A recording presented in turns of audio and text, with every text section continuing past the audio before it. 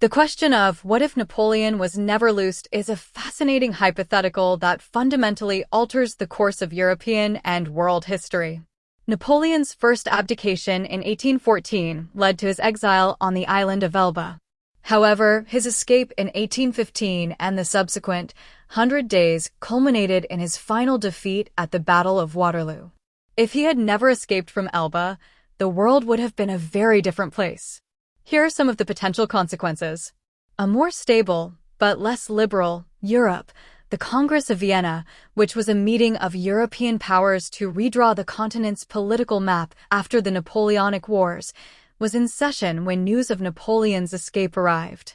His return galvanized the European powers, leading to the Seventh Coalition and the final push to defeat him at Waterloo.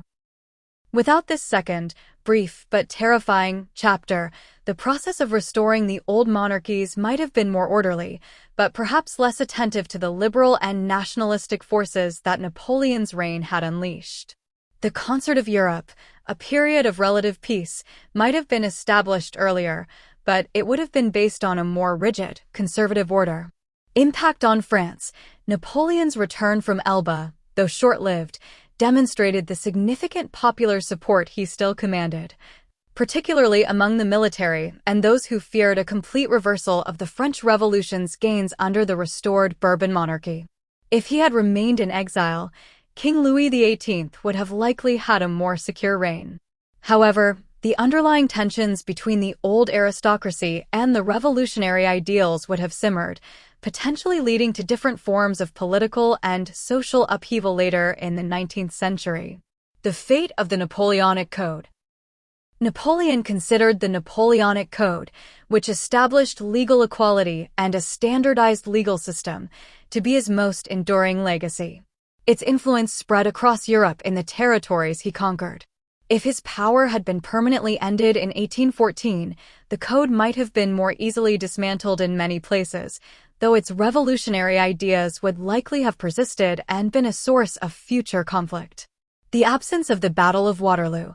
The Battle of Waterloo is an iconic moment in history, a definitive end to an era. Its absence would mean the absence of its profound impact. Wellington would not have become the national hero he is in Britain and Blücher, and the Prussians would not have the same place in German military history. The meeting one's Waterloo idiom would not exist.